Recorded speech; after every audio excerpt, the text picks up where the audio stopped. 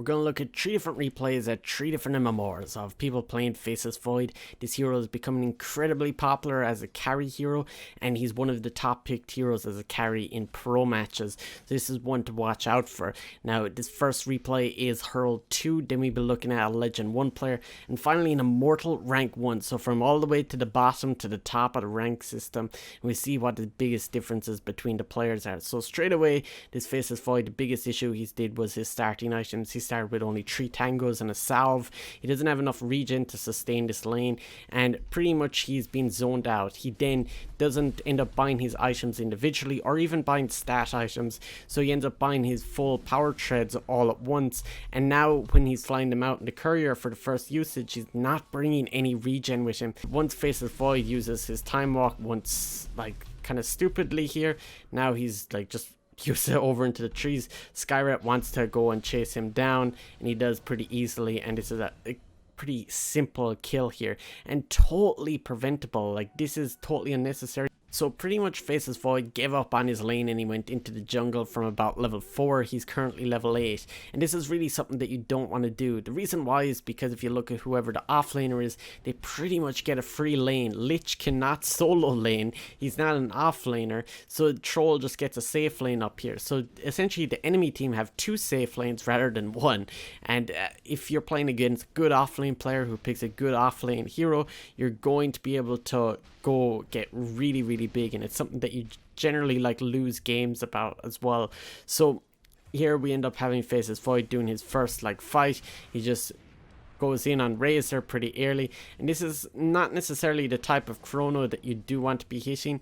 You want to try and with a melee hero to hit your chrono at the edge, so that like Razor would be at the edge of the chrono, and that Sven would still be able to attack, and you wouldn't freeze your ally within the chrono. So Global Silence is after being used here. Void is going for the Wind Ranger, who's committing to a far position.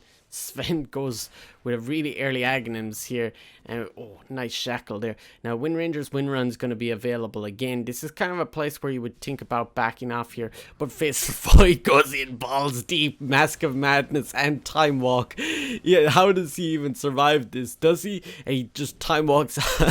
Ow! Whoa! You could only do these type of plays in the Herald. I don't know would you even get away with it in Guardian. Maybe you could. So Void is now going for a second fight here. He got some of his damage drained off of him from the Razor, and he pretty much just time walks in, gets a nice chrono here, hits even the silencer in the back as well. So that was a very effective usage of chrono there, and gets a nice double kill. So if we have a look at this point, he's on the highest of the net worth. So is Sven, which is his mid hero, and his current experience, his hero level is level 12. So his team are winning on both golden experience by quite a significant amount at this point. So Global Silence is being used here, and the enemy are going in pretty deep. Void doesn't have his chrono. Will he time walk in here? He's just staying at the edge of the fight, and this is actually pretty good position, waiting for someone else to initiate and jump in with the Sven here. Now he could have got pretty much bursted down a lot there, and it's probably even better to go and get this Van Brace that he has in his backpack and swap it back out, just solely because of the fact that you can toggle it and get some strength. So Void sees Troll Warlord, he pings him out in the minimap. He doesn't move his camera up, which is definitely like a big mistake here. He ends up catching his support as well here with the Troll, and Troll ends up getting off his ult. No. Oh no, this Void just outplayed himself. You really can't be chronoing your teammates like that, and you need to move your camera before you go onto a target as well. So we have Void just walking into the enemy jungle here. He could easily get just killed here by Skyrat with a silence or even Global Silence. He has no way to dispel it, and he's not building Manta style either. Now Sven does have some invis here, and really incredibly risky positioning here by Void. He can so easily get killed by this. And now we have Skyrat showing up here. We have Skyrat being too slow to combo stuff together. And you can, this is not like 100% probability of like winning this type of fight. But a lot of it is down to his economy game being that bit better. But we see here the silence ends up punishing him really hard. And he doesn't end up going for any item that is going to dispel the silence. Even a BKB would be really good. Now we have Void and Sven walking into the enemy jungle yet again, just the two of them, and now the enemy are actually getting kind of stronger. Troll ends up clicking his ulti. Oh, and Troll's ult actually like lasts longer than Void's chrono here. We get probably the worst possible repositioning from the Void there, and he ends up getting his both himself and the Sven shackle. So the Sven must be pretty mad right now, and that's not the type of plays that you want to be doing whatsoever. So Void has a really aggressive position here, and he has still again no way to dispel his silence. He ends up like even committing to push the tower here. He clicked his Mask of Madness as well to try and get extra movement speed, I guess, but he's also like no Mask of Madness now for the fight. He decides to go back in. He time walks. He doesn't commit for the chrono. He could have got a 3-man chrono there, but he ends up turning around and getting bursted down.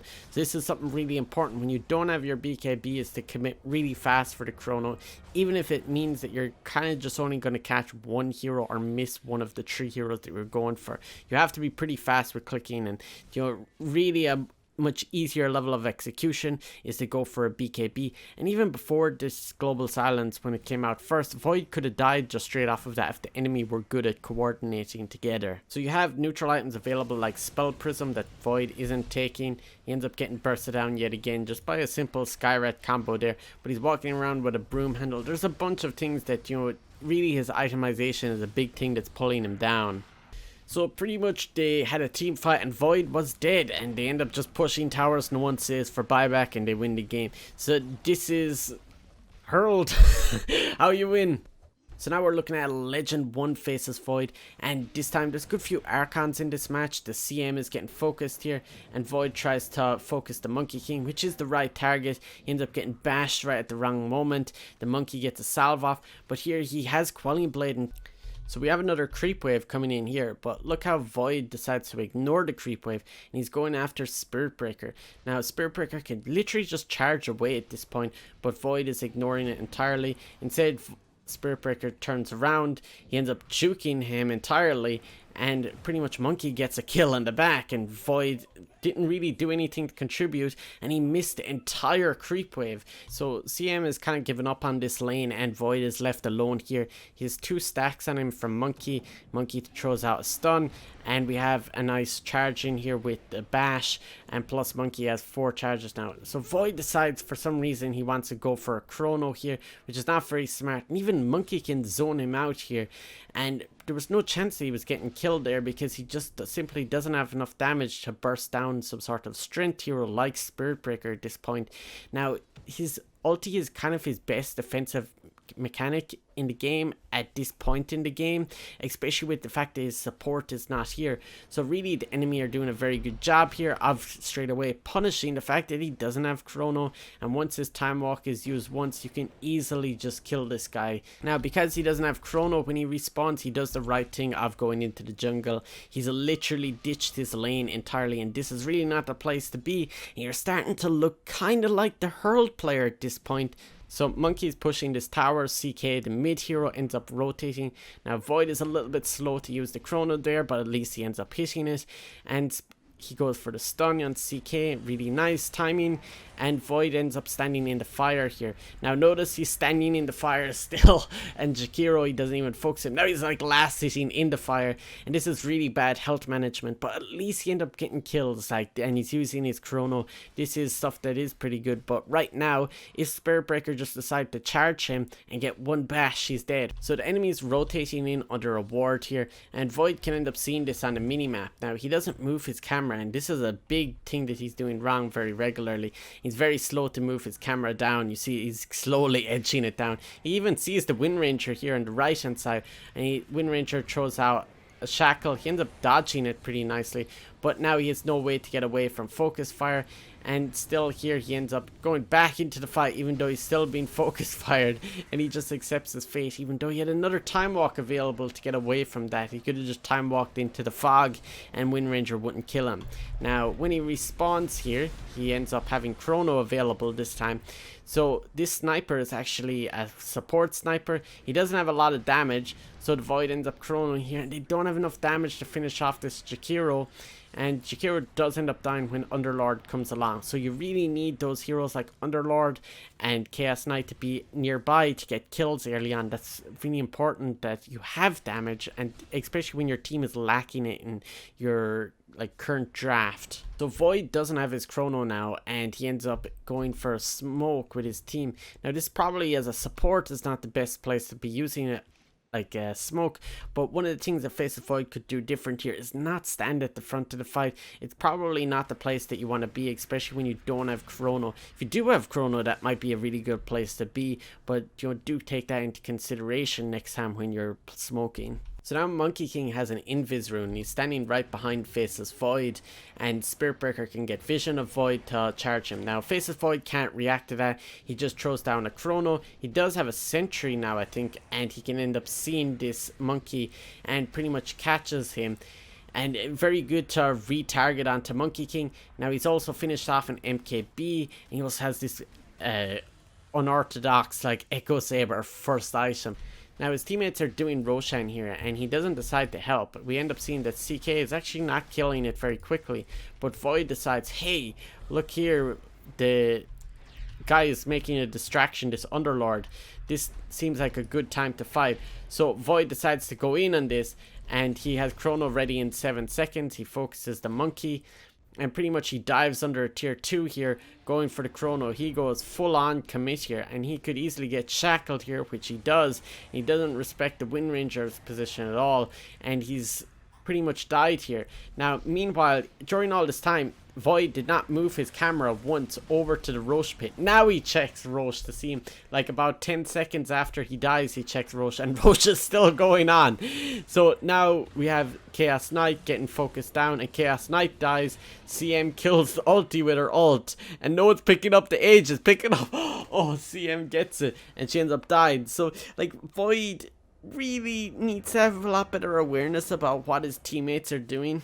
So Void has respawned now. He has chrono. He's also built an Aghanims.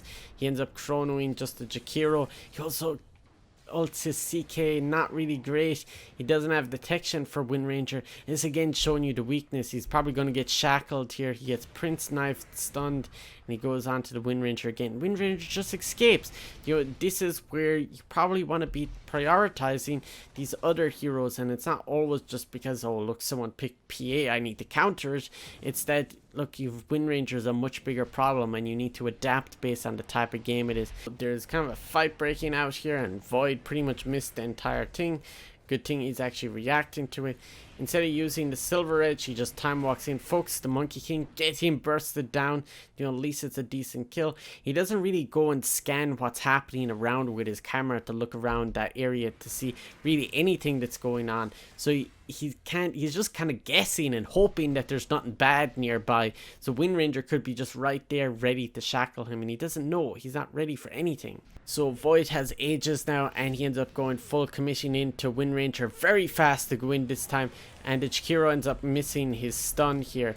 Now Void gets away with having no BKB or building BKB very late, like one of his last items, if he even gets to use it at all. Void is still coasting at the edge of the fight. He's not even getting caught by the monkey ult, and really the PA even missed her Abyssal Blade onto Faceless Void. She used it onto an illusion. So Void gets away with pretty much murder here and gets out as well. So this is an incredibly poorly coordinated fight from the enemy team, and Void even can go in again without BKB. They're just all kind of focusing CK, and CK is kind of just carrying this Void all game, and they pretty much end up just pushing mid and finishing the game off of this. So this is a typical enough legend match. So now we're looking at a rank 1 Faceless Void in Immortal, and this Pudge is after getting the kill on support. The support was kind of out of position, and he decides to stop focusing Pudge and go back for the Skyra. Now he doesn't really get any like kills. He does harass a lot there, but Pudge is healing back up with a salve. And now if we go a little bit faster here, and we end up seeing the Skyra over at the side, and Faceless Void can see this as well as the Pudge in position. There's no real reason to be this far up, and he ends up getting caught here when he time walks away. Skyra at slow comes in, which now makes it really easy for Pudge to catch up to him and get a close range hook. This is a totally preventable death, and you know, at the highest rank, people are still making silly mistakes, and maybe even buying boots of speed might have helped. But I think because of how well Skyrat timed that slow, as well as Void's really bad positioning, is ultimately why he died. Now Void goes aggressive onto Pudge here again, and he has Time Walk available. He's not really that scared here. Pudge throws out a hook onto a creep, Skyrat shows himself, and Void feels pretty confident here, except Kunkka comes in and gets a nice torrent, and then he exits him back into the ghost ship, and pretty much Void is killed there. Very nice rotation by the mid player, and these are kind of stuff where they're kind of like just auto kills because of like really amazing plays by this Kunkka, so not much the Void can do there. However, because his lane is kind of getting ransacked now, if Pudge hits level 6 plus Skyrat being in the lane, it's very hard for Void to farm there, so he decides to go bottom instead and push this tower. Now another misplay ends up happening here. He can end up seeing Kunkka teleporting in. He gets ultied by the Pudge, and when he time walks away now, Kunkka is able to just chase after him, get a pretty easy X, and his time walk is on cooldown, so he's pretty much dead here regardless of what he does. So really this is where you don't want to be over committing like this, especially when you don't have your ultimate. Going for a smoke here, they have Chrono ready. He chronos the Pudge, just going in instantly once he sees him. Pretty simple kill here with the nuke damage of Snapfire on top of it, and that's something that we've seen outside of the Legend, that really looking to work with your teammates, being on the timings. The smokes in Legend were just totally off timing with the ultimates, as well as that making sure that the teammates with him have damage to burst down whoever he chronos. So they're going on Kunkka here. He's kind of just out of position, and Kunkka puts down his boat here, and really Void just chases after him, right clicking here, nothing really that special. But then CM comes and ults, and pretty much Void reacts very instantly and time walks away, because they don't have a way to disable CM's ulti instantly. Now there's 9 seconds for his chrono here, so instead of backing off here, he kind of just hides in the trees. Ends up finding the Skyrat, gets one right click and goes in on Skyrat. Also picks off this CM over here. Very quick to realize who to jump on next as another target, and he still has these 21 charges that he's been saving up. Heals back up here to make sure that he doesn't die by a cleave from Kunkka or maybe a dagger plus crit. It is possible that he could die there without time walk, and he goes instantly back to farming. Very quick decision making, and something that I noticed from watching this replay is that any time that there's downtime, this guy is farming like really fast. And with the Magnus comes like teleporting to give him a power. Like the teamwork is really trying to emphasize and maximize everything about this combo. Going for a smoke gank here. Wind Ranger goes in a little bit too early, and Kunkka ends up kind of being able to burst her down, or mostly anyways. So Void's in position now to get this chrono, and pretty easy chrono with Snapfire ulting on top of it. Focus the Pudge, the easier target to kill at this point. Now Kunkka ends up getting a very nice torrent here, but good cookie as well from Snapfire to counteract that, and really a very trivial ulti there. But the only interesting difference is that he went and focused a weaker target, and very quickly after this engagement he goes and focuses onto the Crystal Maiden, who's out of position. Now he's able to dive here because he's aware that the major heroes that can kill him with crowd control like Skyrat, Kunkka and Pudge are all dead at this point, so he can just commit really hard. And we even have the mana regeneration, so he doesn't even have to buy the clarities because Kotal gives him mana. Now this is where you have to be careful with Void against Skyrat, and this is why usually people pick up Manta. But because he can rely on his Snapfire, who's a pretty good player, because this is high Immortal match. So both teams are in the opposite side of the jungle here, and Void is pretty much just like chilling out here. Both teams kind of know where they are, but he ends up finding Kunkka and goes on Kunkka. Gets a pretty trivial kill here before Kunkka can use his ultimate, but now they're all teleporting back, and this is not really a fight that the enemy want to take. TPing back and fighting is a really terrible way of taking a fight, especially at a tier 2 tower. Now Void ended up getting bashed by PA coming out of their blur. He uses Manta to disjoint Skyrat's Radavados, and pretty much just right clicking on top of it. So this is just good item usage here, and pretty much chasing after Skyrat.